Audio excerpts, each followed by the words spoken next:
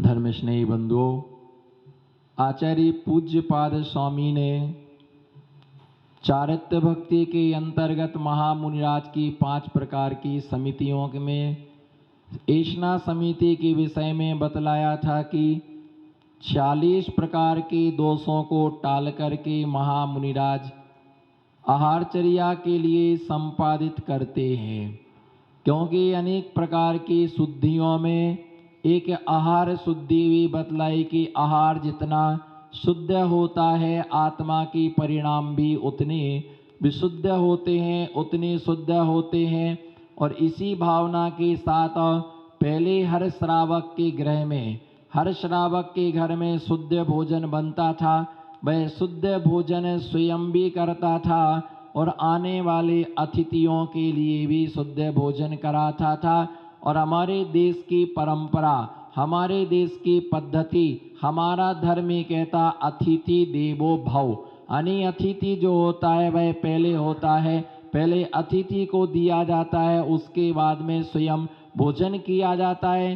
सामान्य तौर पर भी देखा जाता है, बोलो सामान्य तौर पर भी देखा जाता है, हमारे घर में यदि कोई मेहमान आते हैं तो पहले हम मेहमानों को भोजन कराते हैं और उसके बाद में हम स्वयं भोजन करते हैं। चाहे भाई सामान्य मेहमान हो चाहे विशेष मेहमान हो, भले वो भोजन करे या ना करे, लेकिन एक बार उसको हम क्या करते हैं, पूछते हैं, मनुहार करते हैं कि आपने भोजन नहीं किया, आप भोजन कर लीजिए। वह भोजन करे या ना करे उसका विषय है, पर सामान्य तौर से हम पूछते। इसी कारण से छेड़ाला में दौलत राम जी ने लिखा, मुनि को भोजन दे फिर निज करें हारे। पहले मुनिराज के लिए भोजन देना चाहिए, उसके बाद में स्वयं भोजन करना चाहिए। आचार्य कुंद कुंद स्वामी कृत अष्टपाहुड़ नाम का जो महान ग्रंथ है, उस ग्रंथ में आचार्य भगवान सुरसागर सूरी महाराज ने लिखा कि श्रावक के मुख्य 2 कर्तव्य हैं, श्रावक के मुख्य 2 धर्म हैं, एक तो दान और दूसरे का नाम क्या है, पूजा। जो दान और पूजा किए बिना जो श्रावक भोजन करता है, किसके बिना, दान और पूजा किए बिना जो श्रावक भोजन करता है, वह 7वें नरक के कुंभी पाक नाम की बिल में जन्म लेता है। उस व्यक्ति को इतना दुख भोगना पड़ता है कि 7वें नरक का कुंभी पाक नाम का जो बिल है, उस बिल में उसको जाकर के जन्म लेना पड़ता।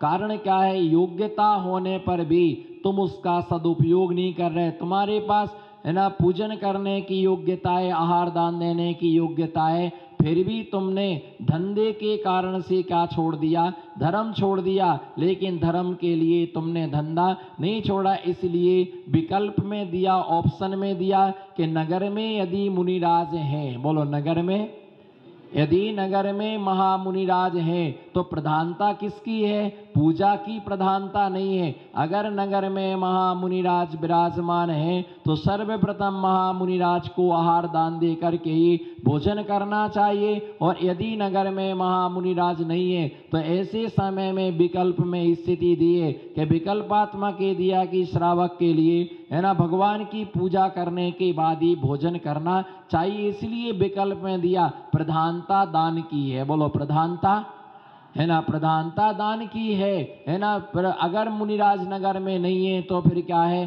फिर उसके लिए दिया कि पूजन करे। और नगर में मुनिराज नहीं है होने के बाद में भी एक दान नहीं कर पाता, बोलो नगर में मुनिराज के होने पर भी एक व्यक्ति दान नहीं कर पाता है। और नगर में महामुनिराज ना होने पर भी क्या करते हैं, दान करते हैं। जो प्रतिमाधारी होते, व्रती होते हैं, उन्हें प्रतिदिन द्वारापेक्षण करना चाहिए। जिस व्यक्ति ने मुनि बेला व्रत लिया है, क्या बोलो, जिस व्यक्ति ने मुनि बेला व्रत लिया है कि मुनियों की बेला को टाल करके भोजन करेंगे, उस व्यक्ति को द्वारापेक्षण करना चाहिए। अपने घर के दरवाजे पर खड़े होकर के कोई मुनिराज आ जाए और पड़गाने का सौभाग्य हमारे लिए क्या प्राप्त हो जाए। अगर मान लो नगर में मुनिराज नहीं है तो वह भोजन करने से पहले, क्या भोजन करने से पहले और एक कवल हाथ में लेने से पहले वह अपनी कौल को निभाए, है ना। वो क्या करे,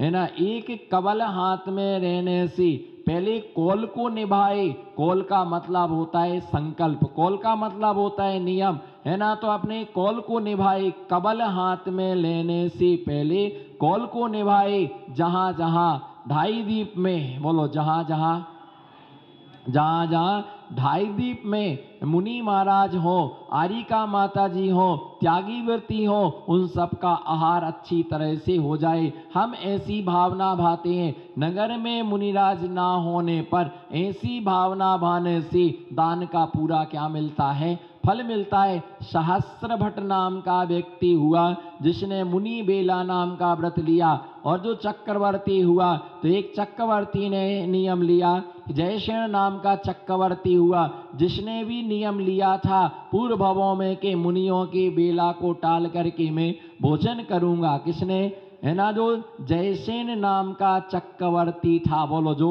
जयसेन नाम का चक्रवर्ती था, उस चक्रवर्ती ने नियम लिया था पिछले भवों में कि मुनियों की बेला को टाल करके मैं भोजन करूंगा, मुनि को भोजन देने के बाद मैं भोजन करूंगा। इतने नियम मात्र से वो चक्रवर्ती बना, चक्रवर्ती का वैभव पाया। जब उसके चक्रवर्ती के रूप में जन्म हुआ तब उसने मालूम, उसकी माँ ने उससे क्या कहा कि बेटा तुमने इतना अपार वैभव पाया, इतनी तुमने अपार संपत्ति पाई, है ना, क्या करोगे इस संपत्ति का, क्या करोगे संपत्ति का। पेट भरने के लिए तो 4 रोटी ही काफी है, 2 गिलास पानी काफी है, इतने में तुम्हारा पेट क्या हो जाएगा, भर जाएगा। लेकिन पेट में रोटी भरी जाती है और जो पेटियों में नोट भरे हुए हैं, तिजोरियों में सोना भरा हुआ है, बेटा तुम इसका क्या करोगी। बेटा ने कहा कि माँ मैं इसको भोगूंगा, माँ मैं इसको।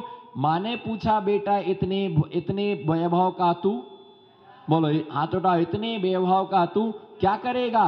तो बेटे ने कहा कि माँ इसके लिए मैं भोगूंगा, बोलो माँ मैं इसके लिए भोगूंगा, लेकिन ये तय है, बोलो ये तय है कि तुम भोग ना पाओगे, बोलो तुम, है ना, भोग ना पाओगे, उससे पहले भाग जाओगे, उससे पहले भाग जाओगे, है ना, उससे पहले तुम्हारी चल ना पाएगी, बोलो तुम्हारी चल ना पाएगी, और उससे पहले तुम चले जाओगे। विवेक जी थोड़ा विवेक से काम करो, चलना पाएगी उससे पहले क्या हो जाओगे, चले जाओगे। थोड़ा तो विवेक लगाओ, चलना पाएगी उससे पहले चले जाओगे, है ना, तुम भोग ना पाओगे, बोलो तुम भोग ना पाओगे। क्योंकि जो मकान है ना, उस मकान को पिताजी क्या कहते हैं, आपके पिताजी क्या बोलते, फटाफट बोलो, पिताजी क्या बोलते मकान को, ये हाँ बोलो ना, तो चुप क्यों बैठे हो, जहां बोलना वहां नहीं बोलते, बोलो फटाफट मकान, हाँ थोड़ा जोर से बोलो सुने तो पिताजी, ये मकान, बोलो बोलो ये मकान। पिताजी ये बोलते कि मकान हमारा है, और छोरा का ही बोले, बोलो छोरा का ही बोले मारो मकान है, और छोरो न छोरो नानो छोरो, छोरो न छोरो नानो छोरो, काई बोले छोरो मेरा मकान है, और छोरे का छोरा भी क्या बोलेगा, मेरा मकान है। छोरे का छोरा भी क्या बोलेगा, मेरा मकान है। आखिर में आज तक ये पता ही नहीं लगा पाए कि मकान, बोलो मकान किसका है, आपसे ही पूछ रहे हम, आप उल्टा मेरे को क्यों पूछ रहे, है ना, मेरा तो है ही नहीं। अगर आदमी अच्छा हो, सुनो ध्यान दो इधर, अगर हस्बैंड अच्छा हो तो मकान बनने में देर नहीं लगती है, बोलो अगर, बोलो ना हस्बैंड अच्छा, नहीं आप बोलो हस्बैंड अच्छा हो, हंस के तो बोलो कम से कम, हस्बैंड अच्छा हो तो मकान बनने में देर नहीं लगती है, और वाइफ अच्छी हो तो घर बनने में, हाँ तो फिर से बोलो, अच्छा लगे तो फिर से बोलो, हाँ अगर हस्बैंड अच्छा है, बोलो हस्बैंड अच्छा है तो मकान बनने में देर नहीं लगती है, और वाइफ यदि अच्छी है तो घर बनने में देर नहीं लगती है। अगर बच्चे अच्छे हैं तो घर को स्वर्ग बनने में देर, अगर बच्चे अच्छे हैं तो घर को स्वर्ग बनने में क्या देर नहीं लगती। अगर माता पिता अच्छे हैं तो घर को मंदिर बनने में देर, है ना, घर को मंदिर बनने में क्या नहीं लगती है, देर नहीं लगती है। अभी ताली मत बजाओ ना, घर वाली बजाएगी फिर, अभी ताली मत बजाओ, आप ताली बजाने वालों का ठेका दिए, तुम तो बोलो बस, हमें तो बुलवाने का शौक है, बजवाने का शौक नहीं है, बजाने वाले तुम्हें खूब बजाते हैं, है ना। भैया बोलो क्या मकान है, क्या है, मकान हमारा है, बोलो मकान, मकान हमारा है। पिताजी बोलते हैं मकान हमारा है, अरे अभी तो आपके पिताजी की पिताजी हैं, वो भी कहते होंगे मकान, मैं तो भूल ही गया था। कहीं कहीं मुनिराज भी चूक कर जाते हैं, कहीं कहीं कहीं कहीं मुनिराज भी क्या चाहे, आपके तो पिताजी के पिताजी भी हैं, वो भी कह रहे हमको घर में लाओ, वो भी कह रहे हमको घर में लाओ, घर में लाओ, घर में लाओ। लेकिन कैसे लाए, अभी कोरोना चल रहा है, अभी कोरोना आया है भैया, वो कहते मकान हमारा है, तुम बोलते मकान हमारा है, ये बोलता मकान हमारा है। 4 पीढ़ी के लोग कह रहे हैं मकान, और घर में 4 ही सीढ़ी है और 4 पीढ़ी है। बोलो घर में 4 सीढ़ी और 4 पीढ़ी। भूल गए सांप सीढ़ी, भूल गए सांप सीढ़ी, घर में चढ़ते नहीं है सीढ़ी, खेलते नहीं है सांप सीढ़ी, गिनना भूल गए पीढ़ी, भी गिनना भूल गए पीढ़ी। भैया 4 सीढ़ 4 पीढ़ी सब बोलते, मगर आज तक निर्णय नहीं हो पाया कि ये किसका है। जो गले में चेन पहने वो किसकी है, वो किसकी है, ये चेन किसकी है। आंटी बोलो चेन किसकी है, हमारी है। और जब सास पहनती तो वो क्या बोलती थी, बहू पहनते हमारी है। आखिर में पता ही नहीं लगा पा रहे कि सोना पीढ़ी से कब से चला आ रहा है, बर्तन कब से चले आ रहा है, पता ही नहीं है। हमारे बहू बोलती, सास बोलती है ना, बहू से हमारे पहले के हैं, बहू अपनी बहू से बोलेगी हमारे पहले के हैं। पता ही नहीं है कपड़े पेटी संदूक का सामान है कब का पड़ा हुआ है, कब से पड़ा हुआ है, हमारा है हमारा है, हमारा हमारा हमारा कहते कहते क्या हो गए, कहते कहते क्या हो गए, है ना, चले गए। एक गाय और एक आदमी, बोलो एक गाय और एक आदमी। अब दोनों में से बताओ मालिक कौन है। एक गाय एक गाय और एक आदमी। अरे ध्यान से सुनो, आई कांटेक्ट में रहो। एक आदमी और एक गाय। अब मालिक कौन है, मालिक कौन है, गाय है कि आदमी है, सोच समझ के बोलना। मालिक कौन है, आदमी की गाय है ना। आदमी क्या है, मालिक आदमी क्या है, मालिक है नहीं है मालिक आदमी। गाय क्या है, क्योंकि गाय गुम जाती है, गाय गुम जाती तो आदमी ढूंढने जाता है, आदमी गुम जाए तो कभी, आदमी गुम जाए तो गाय कभी ढूंढने नहीं जाती है। हमारे गड़िया जी कहाँ गए, पर गड़िया जी की गाय गुम जाए ना तो पूरे गांव ढूंढते पड़े कि भैया मेरी गांव, कोई महाराज जी बताओ मेरी गाय गुम गई है। अगर आप बता दोगे और मिल जाएगी तो उससे पहला दूध आपको। कंडीशन रखी, अगर वो गाय, चंदनमल जी बोलो गाय मिल गई, बोलो गाय, हे गुरुवर मेरी गाय गुम गई, बोलो हे गुरुवर। अरे बोलो तो कोई पैसा थोड़ी लगती, जैसे फोन करने में पैसा नहीं लगता ना, बात करने में भी क्या नहीं लगता है, हाँ दान देने में पैसा लगता है, बात करने में पैसा नहीं लगता। बोलो हे महाराज जी हमारी गाय गुम गई, अगर मिल गई ना तो पहला दूध आपको पिलाएंगी, अगर ज्यादा दिया तो रबड़ी बना के आपको देंगी, है ना, अगर और ज्यादा दूध निकला तो रसगुल्ले भी खिलाएंगी, और ज्यादा निकला तो फिर क्या है कलाकंद भी खिलाएंगी। भैया मेरा तो दूध का त्याग है। ए भैया रामायण फेल हो गई, रात भर पीसा, पता यही पता नहीं है, पूरी जिंदगी साल भर रामायण देखी, बाद में पूछ रहे क्यों, राम मरे की रावण, राम मरा की रावण मरा, कौन यही नहीं पता, पूरी रामायण देख ली है, यही पता नहीं चला कि रावण मरा कि राम मरा। तो भैया ये ध्यान रख करके चलना किसका है ये पता ही नहीं है, इसलिए वैभव को आदमी नहीं भोग पाता है ना, आदमी नहीं भोग पाता वैभव के लिए, वैभव आदमी को भोग लेता है, जाने वाला चला जाता है, सबका सब यहीं का यहीं पड़ा रह जाता है। तो ऐसे जो श्रावक दान और पूजा नहीं करता है, ऐसा व्यक्ति दुर्गति का पात्र बनता है। मुनिराज 46 प्रकार के दोषों को टाल करके भोजन के लिए संपादित करते हैं, और 3 प्रकार 4 प्रकार का आहार मैंने बतलाया था, खाद्य, स्वाद, लेह और पेय। इसके अलावा 3 प्रकार का आहार और है, कितने प्रकार का, 3 प्रकार का आहार कौन सा बताओ, 3 प्रकार का आहार कौन सा है, नहीं मालूम आपको, मुझे मालूम है कि आपको मालूम नहीं है, मुझे मालूम है कि आपको मालूम नहीं है। 3 प्रकार का आहार आपको भी मालूम नहीं है, अगर होता तो आप पहले ही बोल देते, चालू हो जाती। आप बताओ 3 प्रकार का आहार, आप बताओ 3 प्रकार का, 3 प्रकार का जो आहार होता है वह सात्विक, तामसिक और राजसिक। बोलो अब 3 प्रकार का आहार बोलो, सात्विक, बोलो सात्विक, तामसिक और राजसिक। इन 3 प्रकार के आहारों में से जो पहला आहार है सात्विक जो आहार है, वो सात्विक आहार के लिए दिगंबर महामुनिराज नहीं करते हैं। कौन सा?